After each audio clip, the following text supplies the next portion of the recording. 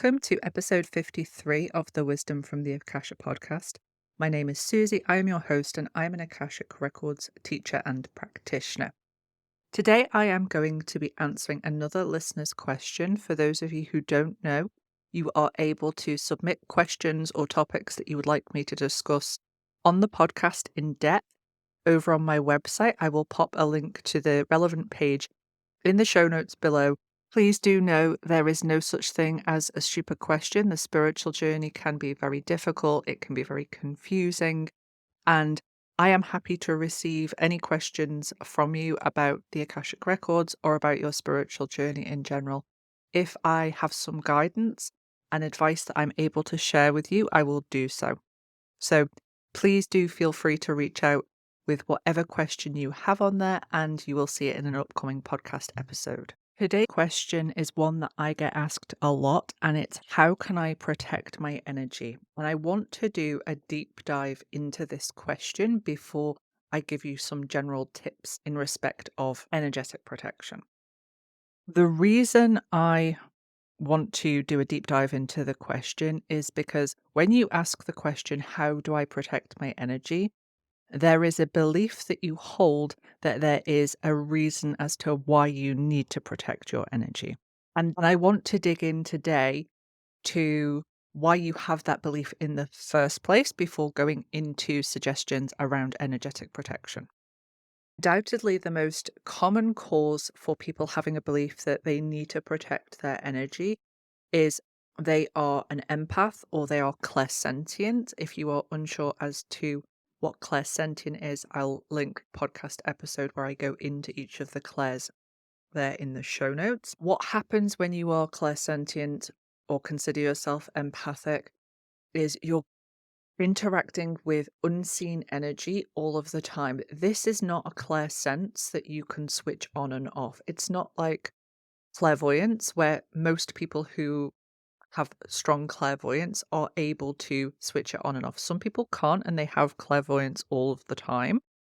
But in most cases, what happens with clairvoyance is the individual has to undertake a certain set of steps, procedures, methods that they use to be able to tune into that inner eye and see with that inner eye rather than the physical eyes.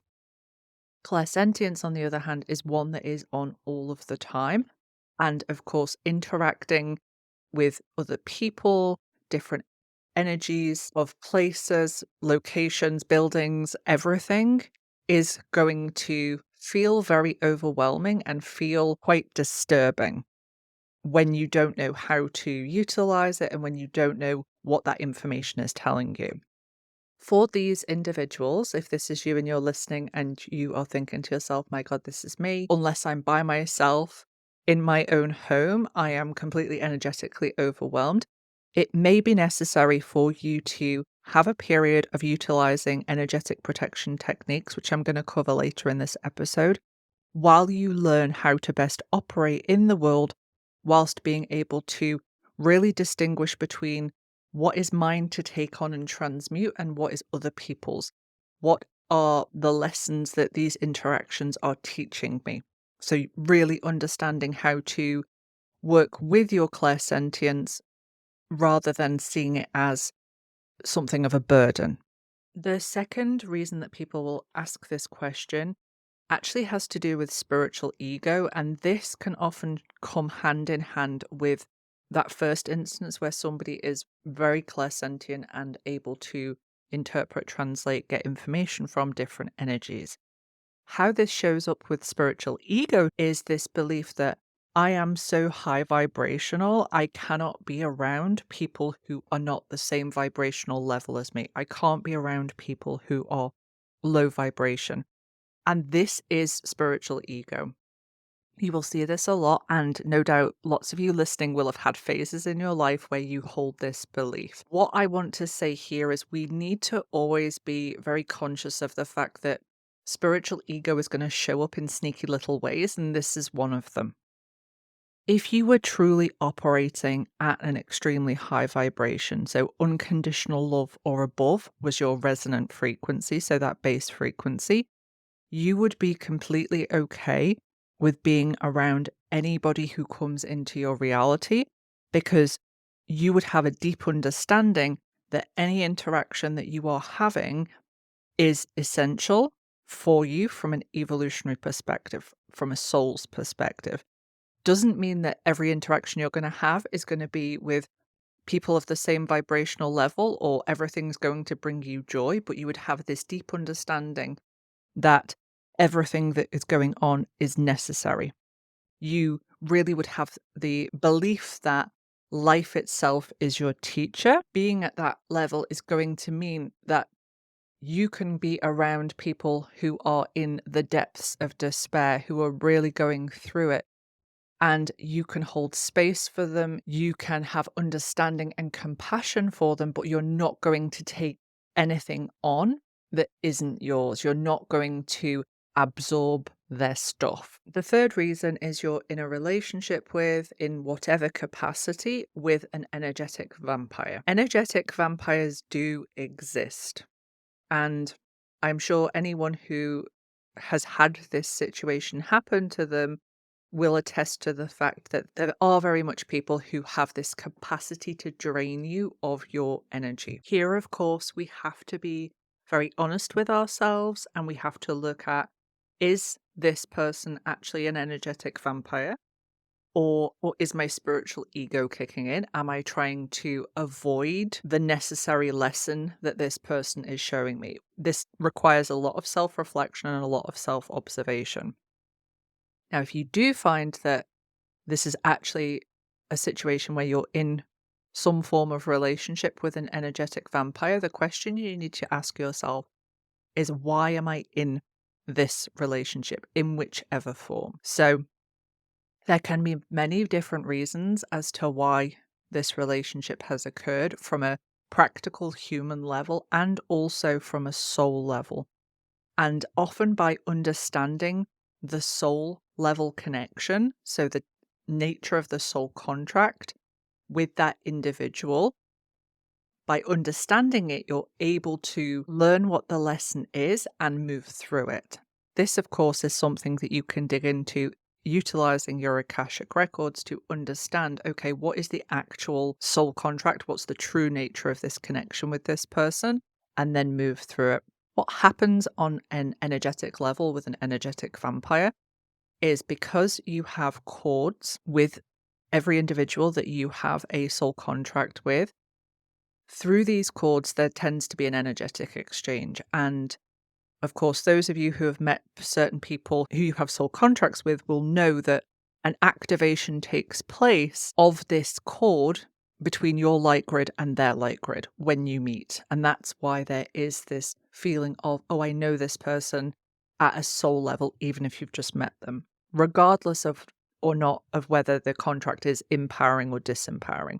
You will have this energetic soul level reaction because of the activation that takes place in the light grid. In the case of an energetic vampire, of course, it's a disempowering soul contract, but there will still be a reason why. So, for example, it may be that this was a relationship that you had in a past lifetime, and that your lesson is to learn how to break free from a controlling relationship and really step into your power. There is a difference between understanding that on a mental level and actually embodying it.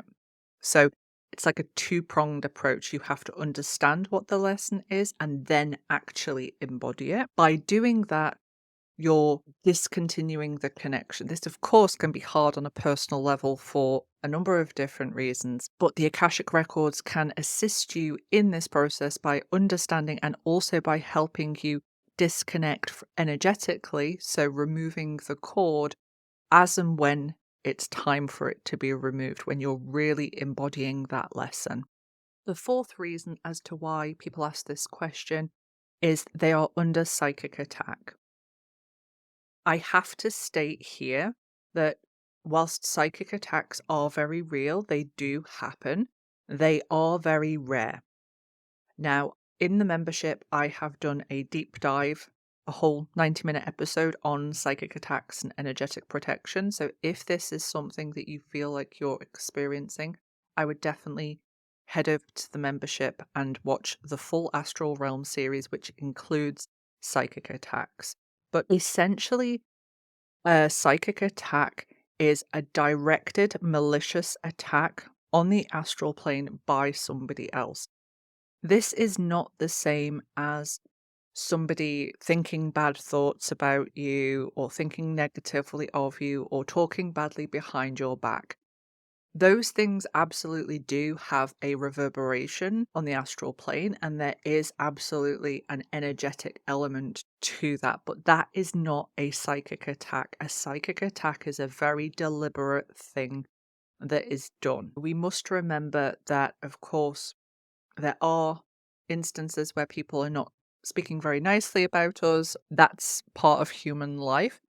A psychic attack is a deliberate, intentional, malicious attack by somebody, usually accompanied by a specific ritual that takes place for them to direct that energy to you. There are, of course, consequences for the individual who is doing that psychic attack. Psychic attacks are, as I said, a huge complex topic that we could talk about all day. But I just want you to understand that there is a difference between the two. And there are specific signs that you can look for in respect of, am I actually experiencing a psychic attack, or is it one of these other three reasons that I've covered here today? It's so important to get truly honest with ourselves around why we're asking this question, because we have to look at our relationship to fear. Fear is an extremely low vibrational frequency, and if you get stuck in the energy of fear, as in I'm scared, therefore I need to protect my energy, you're going to stay very stuck, you're going to stay very dysregulated. Your nervous system, your root chakra is going to be very imbalanced, and you're not going to be able to work with higher guides, higher wisdom, gaining help and advice through the higher chakras. So this is a very important thing, to be able to be really honest with ourselves and say, right, why do I feel this fear? Why do I feel like I need this energetic protection? Once you have established the why, then you can look at, okay, do I need a period of energetic protection just to get myself through this, to start being able to distinguish between what's mine and what's somebody else's, what's the collective's? Or do I just need to look at this situation and really understand it better? With all of that being said, let's take a look at some common protection or shielding techniques which lots of people use, especially those of you who are in service to others, just as a means of spiritual hygiene, so that you're not taking too much on from other people and that you're able to look after yourself whilst also being of service. The first protection method that I think is the most effective and most valuable are various different prayers of protection or calling in your guides for protection. Those of you who are working with me in the Akashic Records, the prayer that we use there has protection in it. So the more that you use that prayer, the more you're strengthening that protective field around you, not only whilst you're working in the Akashic Records, but also when you're out and about in your daily life. For those of you who aren't working with me in the Akashic Records, there are various different prayers of protection. I will put a protection prayer that the Akashic Records has given me specifically for people who don't work with the Akashic Records over on my website, but please go with whatever prayer resonates with you. There's no right or wrong when it comes to a protection prayer. Some of you will want to visualize golden or white light coming in to protect you whilst you're going through that. Some people can't visualize, and that's also okay. Prayers of protection are going to work either way. When it comes to calling in your guides, you have to specifically call in your guides. You have to ask your guides for help and protection, because they're never going to impede upon your free will. A lot of the time people will come to me and say, I've been going through all of this stuff, but my guides haven't helped. My guides haven't given me any assistance. And one of the things that the Akashic Records will bring through for them is, well, have you asked for any help and assistance? And they haven't. Think of your guides being there, ready, sat on the sidelines, waiting to be called forward, waiting for you to ask for their help. but they have to have that request for help from you to be able to take action. So whether you have a specific guide you work with, or you just want to use any of the energies who are associated with protection, whichever way, remember to ask for their help and their protection.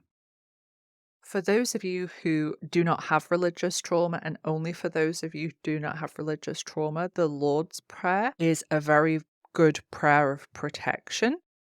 It is one that Edgar Cayce did a lot of work into understanding from an esoteric perspective, and it is very effective. Some of you will be very connected to crystals, and crystals, if you are very connected to them, crystals can be a great form of energetic protection. So wearing them, having them in your sacred space when you're undertaking your practice or your service to others can be very helpful. For protection, you want to go for a darker crystal. So obsidian, tourmaline, and moldavite are the traditional protective crystals that are used. I'm not someone who particularly works with crystals, nor can I give you any hints and tips on how to best use them other than very generic advice. But if you are someone who is very connected to crystals and wants more advice, I would definitely go and see a practitioner. They will be able to give you specific crystal grids that you can work with for energetic protection. Tip number 3 is for those of you who work in service with others, whether you're a healer, a reader, coach, whatever it is that you do in service of others. If you're feeling particularly energetically overloaded, overwhelmed, then do visit practitioners for energetic clearing or auric cleansers, energy work, whichever energy work method you feel called to work with. Please remember that as a practitioner, you looking after yourself it's part of your business. Okay? You're not going to be able to be the best version of yourself to show up, hold space, and assist your clients if you are not looking after yourself. There is absolutely nothing wrong with asking other people for help, asking other practitioners to undertake these things for you. This shouldn't be something that is relied upon. It shouldn't be a case of, well, I won't look at anything else. I'll just book myself in for Reiki or an auric cleanse every couple of weeks to keep on top of things. But it absolutely can be something that helps give you a deep clean, especially Akashic clearing, to then give you that place to work from. And then it's your job to look after yourself from a spiritual hygiene perspective to keep on top of things. The last one is to look at which energetic channels you have in your life that are open. Okay. This can be people who you are surrounding yourself with, friends, partners. Look at the energetic channels and be very conscious of how your energy is when you are around these people and when you are away from these people.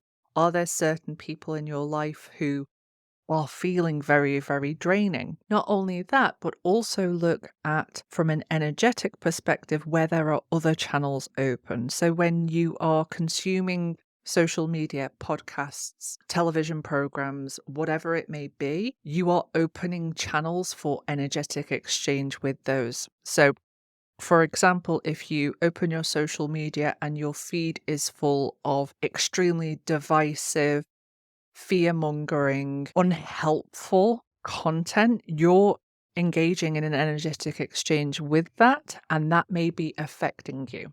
I am not saying do not go on social media, do not listen to podcasts. I am not saying anything like that. What I'm saying is be very conscious of what you are in energetic exchange with and how that is affecting your own energy if you are someone who is feeling energetically overwhelmed, exhausted, burnt out. What I want to reiterate here is it is really important to do the self-reflection and understand why you're experiencing this stuff, as well as employing those shielding and protection techniques. You want to get to a point on your spiritual journey where you no longer feel that you need any energetic protection, that you can absolutely deal with any situation, person that comes up, and that you're not going to be energetically affected by that. That's where you want to go. And you're not going to get there if you're just using protection methods to stop yourself ever feeling anything. So please do be mindful of, am I using this as a crutch? Am I avoiding looking at that stuff? Or am I using it as a tool to help me whilst I deal with the stuff that is coming up through these interactions and exchanges? I hope that you have found this episode helpful and it's given you some food for thought in respect of when you do have that feeling of, oh, I really need to protect my energy, maybe taking a pause and reflecting on, okay, what's going on here? Of course, I will see you next week for the next episode.